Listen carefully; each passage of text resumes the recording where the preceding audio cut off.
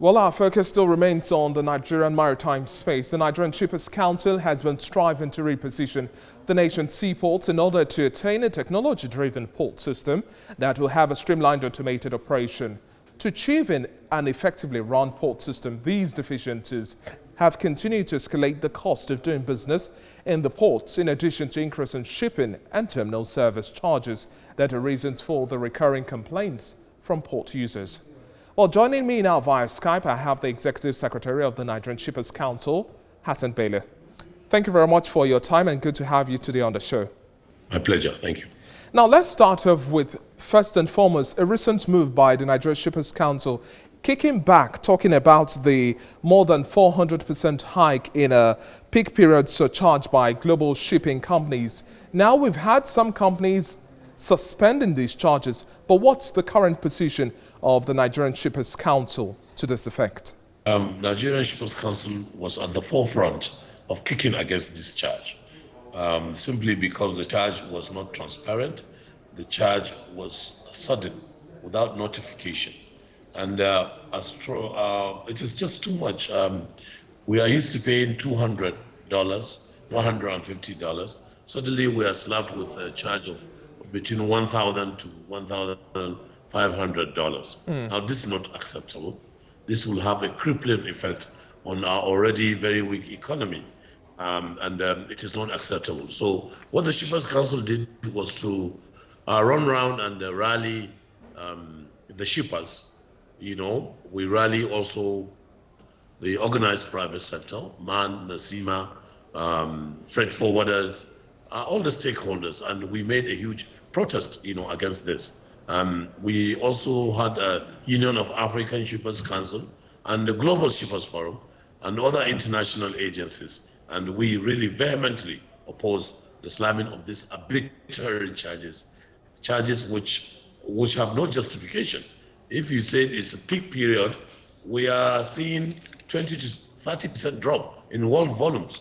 Exactly. When you look at the trend. So how come it is peak? And many other things.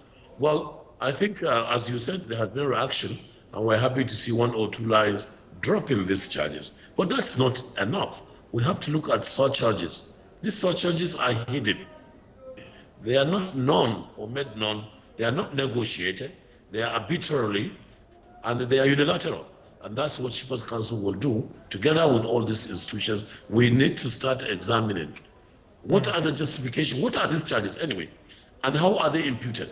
What are the components of these charges? Haven't you paid all these charges in freight that we have paid? So I think this is a good beginning.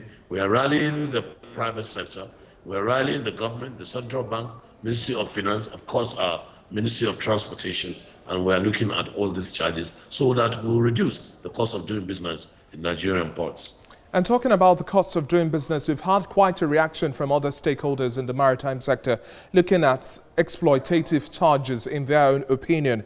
Now, the most current of that is the cargo transfer. And looking at this without the consent of the consignee, at the end of the day now, who bears the cost and what should be the proper line of action? This has also been straightened out by Nigerian Shippers Council. They are a custom of trade, international accepted practices. Once you nominate a port in your bill of lading, say Apapa, there is no any other port that your cargo should be delivered, unless there are cogent, justifiable reasons, and these reasons, are known to law. However, the trend that we have seen is for terminals to transfer, this cargo to off-dock terminals. Now, this could be accepted, but one has to, two things, not to the consignee, the owner of the cargo. Secondly, no charges should accrue because it is at the behest. So this is an unethical practice. It's abnormal. It is exploitative. And we have written regulatory notices to all terminals. As a matter of fact, one of the terminals said they were sorry, and it need not to have Shippers Council, talk to them before they do that, because it is abnormal, as I've said, to international, customs. And I think this has been rectified. We are monitoring to see that no shipper or consignee pays any extra. In fact, no cargo should be transferred until he is informed and with his consent. And so charges arising from that transfer should not be borne by him. And I'm happy we have seen, we have gotten compliance reports also that this practice is fading. But we are looking at it and make sure that it doesn't happen. One of the biggest issues we've had challenging the sector is the fact that we still have very poor road infrastructure, and also looking at the issue of congestion at the nation's seaports. Now, we've had unnecessary delays in terms of dropping empty containers. But at the end of the day, looking at this issue, now, why do we have a faster discharge than we accept? But that is a very important question. The Apapa, traffic congestion is an embarrassment to the country. This is because of our dependence on one mode of transportation for delivery and evacuation of cargo, which is the road. Now, what we do is to diversify these modes. I'm happy there are barge operations going on now, but even then the rail services. Nigerian Shippers Council has brokered a meeting between Nigerian Railway Corporation and the terminals. And now we are going to have delivery and evacuation of containers, at least, from the ports. For every wreck of train, that happens, every trip we remove 38 trucks from the road, and that is substantial. So if we have 4 trips, you can, do the maths. Besides, most of the cost of the shipping is transportation based. A container to take to even within the vicinity of Lagos, it's quite astronomical because of the traffic congestion. And now the train will be deployed. We'll have barges, so it's a competition. There's monopoly for truckers, for example. The cost must come down, and I'm happy that. The last meeting we had, which is just 3 days ago, there was general agreement that we'll capacity to evacuate cargo. We use the rail to also deliver empty containers and export. And for every trip the train makes, it comes with landing containers. So I'm using this opportunity to that rail is reliable and utilized. Let's now talk about ongoing synergy between the port agencies and authorities, regulators, stakeholders. Engagement is pretty key. But looking at issues of demurrage charges, we still have a whole lot in terms of our holding base as well, and much more. At the end of the day, all of these affect our level of competitiveness when you're looking at the performance of Nigeria's seaports and comparing that to others within the regional corridor and outside the region or the continent, if we may do such an analysis. How much of a synergy do we have in tackling these issues?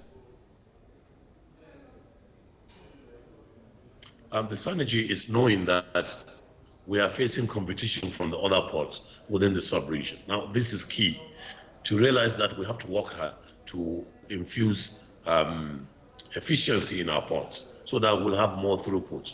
The more throughput we'll have, the more we develop our economy. And I'm talking about both ways now, for import and export. It is important that our ports are competitive. And what is competitiveness of the port? It is the turnaround time for ships. How many days will ships stay before they discharge and leave? It is the cargo dwell time on the port before I take possession. We are talking about also the inland hinterland connection. Are there good roads? Are there rail services? This is important. So that's why the coming together of maritime agencies is key, as you said, because each one performs a function that is interrelated, that needs to be collaborated, synergy, working together, fusion. And I think we realize that though we have been working together, there should be some formal, issues. Ports could be people working there, exiting cargo, and there will be scanners at the ports. Yeah, there will be scanners at the ports instead of physical examination of cargo. which delays the process, is tedious, it's laborious, and it's not just acceptable, So if it takes, as I've said, 5 hours to examine one container, 5 hours, with scanner, it's 5 minutes. So what are we talking about in this? We have to up our game and make our ports competitive, and that is infusion of technology. Exactly. That is a multimodal approach to delivery and evacuation of cargo. We need to look at the standards and make sure that we are better than our competitors, so that Nigeria will be the hub that we all hoped for a long time. Adopting best practices definitely is the way to go. But now, with the impact of the COVID-19 still very much lingering on for now, and so many economies are bleeding, at the end of the day, key sectors are looking at cost-cutting measures.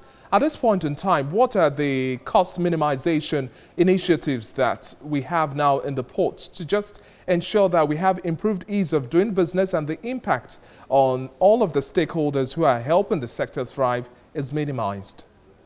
Yes, technology will minimize cost, for example. Most of the costs that are there are default costs, if I would like to call them that.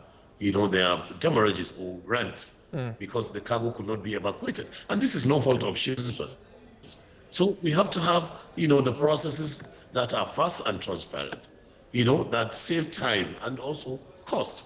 Because cost is also an element that determines the destiny of cargo.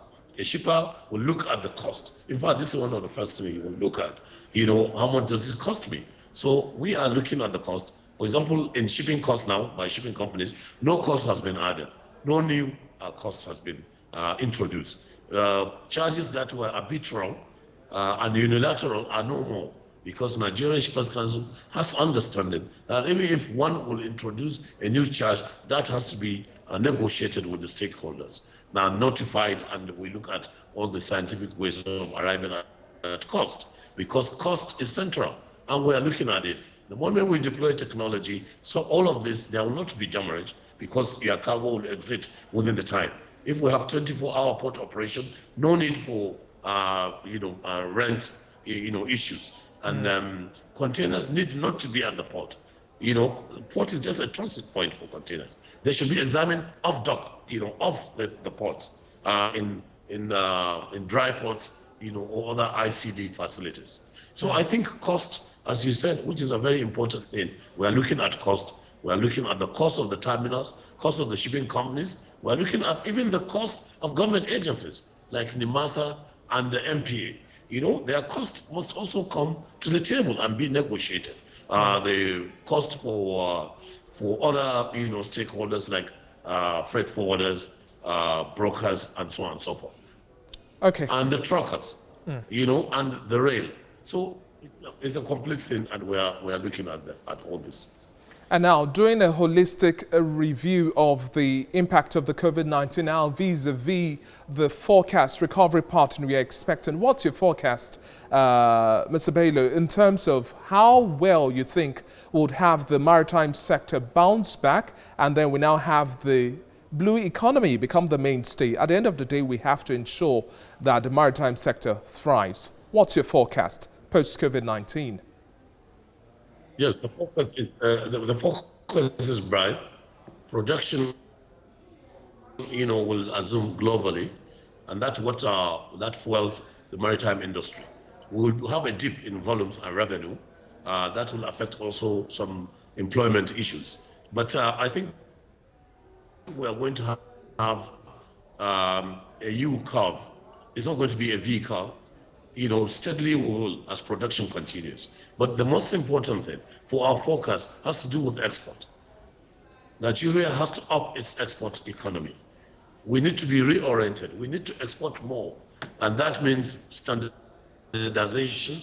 That means adding value to our exports. The moment we do that, we have favorable terms of trade, but then foreign exchange. So maritime industry will have to have, export. For every leading container coming to Nigeria, we need to put something in. Okay. Thank you very much for your contribution on the show today. It's been a pleasure speaking with you, the Executive Secretary of the Nigeria Shippers Council, Hassan Bello. My pleasure. Thank you. Well, this is where we wrap up this edition of Business Week. Many thanks for watching so far.